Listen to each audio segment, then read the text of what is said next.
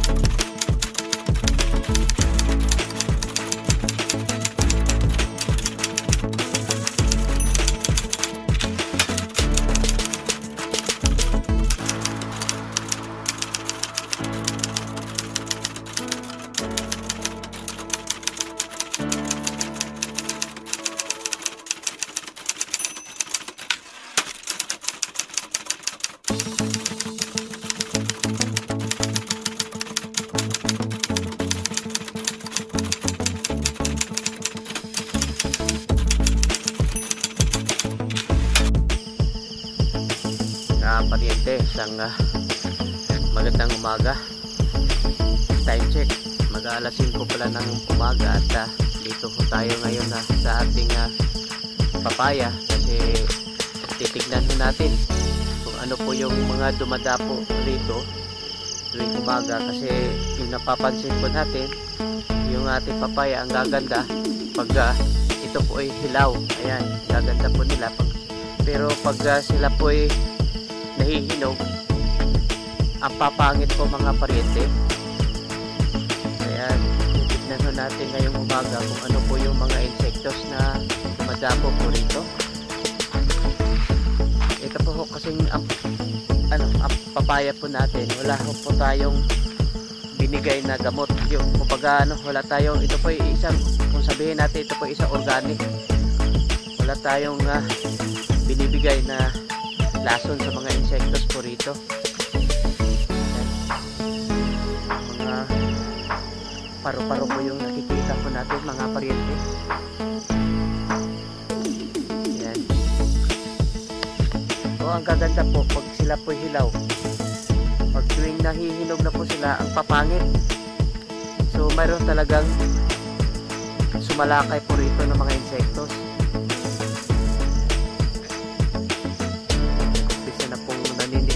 Dahon po nila mga paryente at parang tigang na tigang po yung dahon po nila. Yan.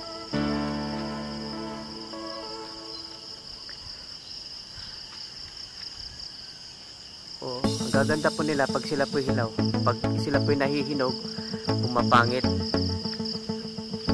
May mga dagta po rito, tiyak na may tumutusok po rito. Ito po, pag ito'y nahinog, ang papangit na po. Yan mga tusok-tusok po ng mga insektos yan. Pero yung napapansin ko, yung ang dami pong paro-paro. Ayan. Pati itong ano natin, oh, ito pong akala ko dito lang po sa bagong variety po natin. Ito po yung variety po nitong papaya nito. Ito po yung solo.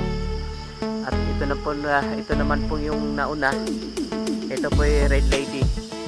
Akala ko ito po yung ano, solo lang po yung medyo pumapangit pag siya po yung nahihinog. Pati na rin po itong ating Red Lady.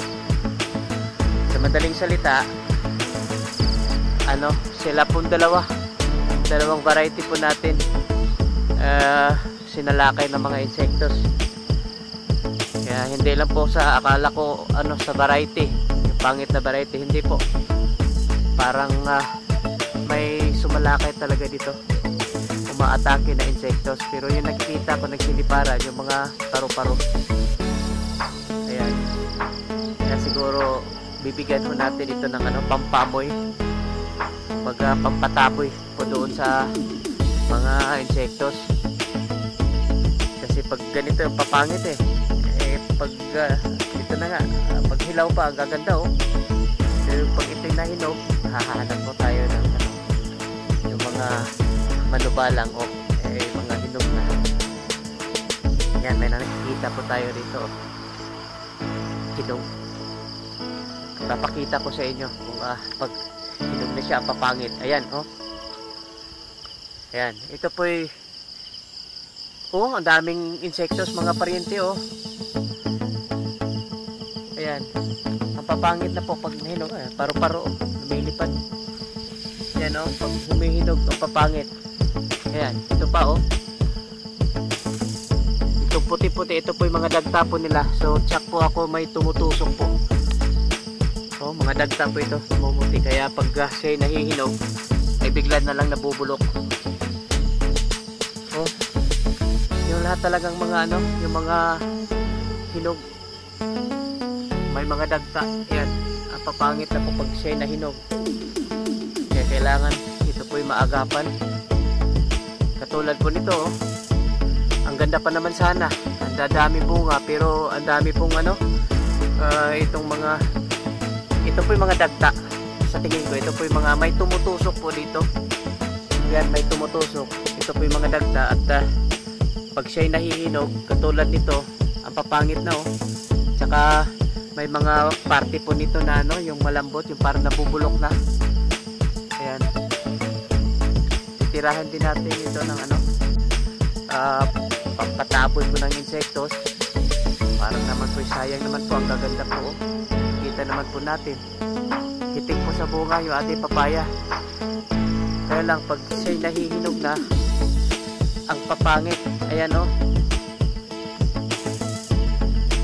At saka titirahin din natin ito ng ano, fungicide, kasi ayan, ang papangit na rin po ng mga dahon po nila. Maliban po nitong sa mga nakadilaw, kasi ito po yung mga matatanda na. Pero kahit titignan na, ito naman. Yan po, kaya nga po tayo ano, punta rito ng maagang maaga, kasi pagmasdan po natin yung po mga insekto na dumadapo rito na umatake. Ayan, kaya pala sila po ano, pag tuwing nahihinog, ang papangit na po. Ayan. Ayan, ito pong nakalatag po rito, dito po sa lupa, ito po yung mga drip tapes. At ito naman po yung ano, nililiktis na. Hindi naman talaga liktis, dahil ito naman talaga yung tumutulo.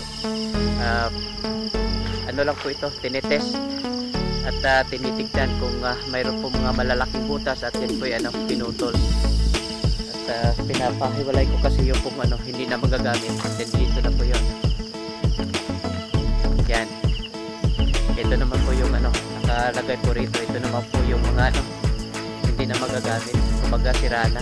Marami-rami din pala mga variety. Ito naman kasi ano, ningat-ngat ng daga. Kung hindi lang po ito ningat-ngat ng daga, ito po pwede pang mapapakinabangan, kasi hindi naman ito basta-basta nasisira. Ito po yari ng ano, polyethylene materials. Matibay po yan sa ano, sa init.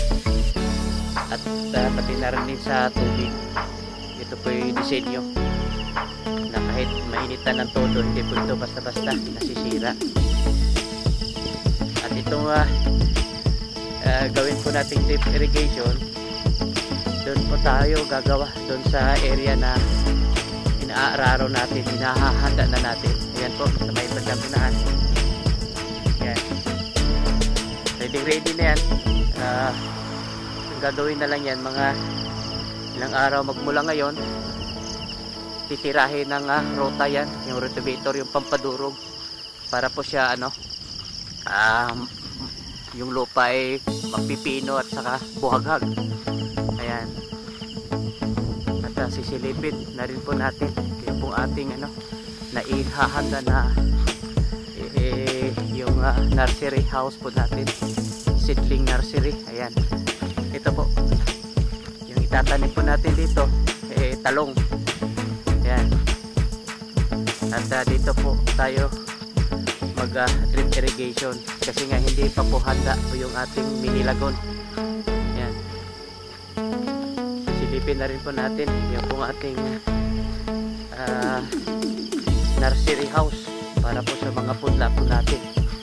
At may pinapalagyan ko po rito sa gilid kasi wala po tayong espasyo na pwede po nating kung saan po tayo magpunla. At ito naman po yung pakay talaga po nito. Ito po gawin po nating hardening bago po siya may lipat tanim. Dito po nilalagay po natin yung po ating mga seedlings para naman po masanay sa tudong sa init, kumbaga acclimatization. Yan, at silip tayo sa loob. Handang-handa na po itong mga paryente. Yan, mayroon na po tayo mga bagong tray po rito. Yan, pumili po tayo ng bago kasi yung inahanda po natin, po mga paryente, yung isang tray, lang, 32 lang po yung laman po niya. Saka ang lalaki, makakakapusin po tayo sa ating medium, yung lupa na gagamitin natin papunla kasi saka sobrang laki. Mas mainam ito sa mga ampalaya, hindi yung sa mga papaya kasi lumalaki yung puno ng papaya bago po siya ilipat doon po sa seedling bag. At ito na po yung ating nursery house, handang-handa na po. Hindi pa po dumarating yung ating buto, kaya hindi pa po tayo, akala ko makapagpunla na po tayo ngayon, pero hindi pa po dumating yung ating ni-request na buto, kaya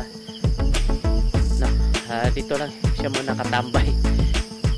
At baka next week makapagpunla pa tayo kasi yung talong po kasi mula ng pagpunla abutin pa ng 25 hanggang 30 days bago po mailipat tanim, kaya kailangan na makapagpunla na po tayo kasi yung pong lupa po natin inahanda, hindi na tatagal po yun kasi ang gagawin na lang po yun, titirahin po ng rotivator tapos lilibilan po natin kasi hindi pa po natin alam kung saan po tayo maglagay ng ating linyada po ng ating drip irrigation kasi hindi ko kasi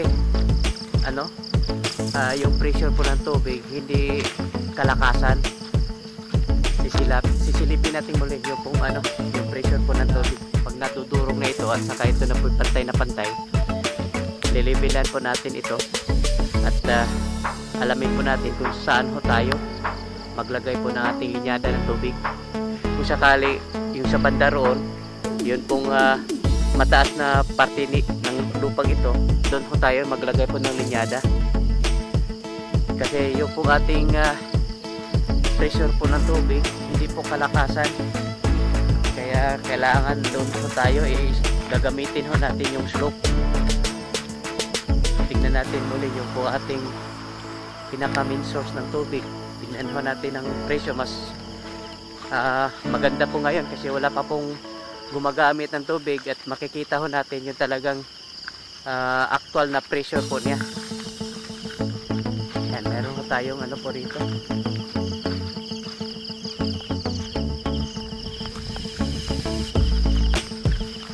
Yan, ito po yung pinaka main source po natin.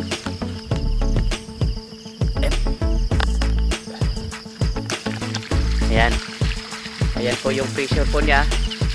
Hindi po kalakasan mga paryente. Kaya bago tayo maglatag ng drip irrigation doon, alamin po natin kung saan yung parte po na medyo mataas. Doon po tayo maglagay po ng source po natin ng tubig. Ayan. Yan, isisingit ko na rin pala mga paryente itong mga nakahandang mga plat po rito. Ito pala po yan, yung gumawa po rito, yung po mga OJT doon po sa TESDA. At nung una nagtataka nga ako ba't handaan na yung plat, wala namang seedlings. Actually mayroon po silang nagpunla po sila doon po sa ating nursery house, kaso mailan lang pong hindi maganda yung pong pagka yung tubo ng mga punla po nila, kaya mabibilang lang po itong nailipat tanim. Ayan, mabibilang lang po. Kaya hindi naman ito masasayang mga paryente, kasi yung ipupunla natin ng talong para doon sa ating area na doon, pag may sobra dito po natin ilalagay. Ayan, hindi ko po kasi inabutan yung mga estudyante na gumagawa po rito, kaya nung umpisa ako po nagtataka ba't handang-handa na po yung plat, wala namang seedlings. Tataba po ng po natin mga paryente, ito po okra. Mayroon po kasi tayong mga nakatambak banda po roon, mga 2 taon na po yun, yung chicken dung. At inubos po nila po rito, nilagay po nila lahat rito yung kaya mataba po yung lupa po rito mga paryente. Marami po daw yun, at dito po nila binuhos lahat, kaya napakataba yung lupa po rito. Ayan. Ayan mga paryente, tayo po ipapasok dito po sa ating breeders po natin. Per, walay man dito direng kwan. Yan, pasok po tayo. Sa totoo lang mga paryente, ito pong ating chicken coop, mabreeder man o doon sa ating layers coop, napakaganda po mga paryente, napakaganda. Matagal na rin po akong nanonood na mula nung pumasok ako sa farming, magulay man o mga manok, yung mga livestock, lagi po akong nanonood sa mga video na ina-upload. At itong setup po natin, napakaganda po mga paryente. Ang ganda po ng mga paitlogan po nila, hindi po sila nagkukulang ng paitlogan, at ganda ng pagkagawa. At buti na lang ginawa nilang ganito po yung sa ibabaw, kasi pag hindi nila nilagyan po ito ng plastic, sigurado po check na may mga ipot dyan sa ibabaw. Napakaganda po mga paryente yung ating setup po dito, napakaganda. Ayan yung kulang na lang po rito mga paryente, yung kung kasi itong tandang na ito medyo bata pa ito pero yung mga kilala ko po yung mga tandang po rito na inabutan ko pa, kasi ako po po rito, kumuha po ng bumili po nito mga yan, panahon ko pa yan, mga 3 taon na yan mga paryente. Saka itong mga breeders natin, may mga bata, pero tingin ko halo-halo na po ito mga breeders po natin. Kaya maganda pag dahan-dahan po tayo magpalit po ng breeders po natin. Panahon na magpalit po tayo, kasi nasabi ko na napakaganda itong ating setup po rito mga paryente. Wala ako nakikitang katulad po nito, napakaganda. Ayan,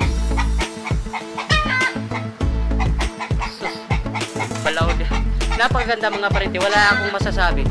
Ang dami ko nang napapanood ng mga setup ng mga breeder nila, yung chicken coop na pang breeders.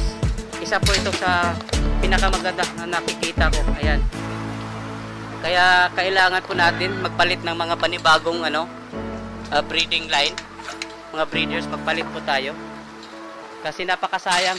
Ito nga pong ating setup po dito ng ating mga breeders. Ayan.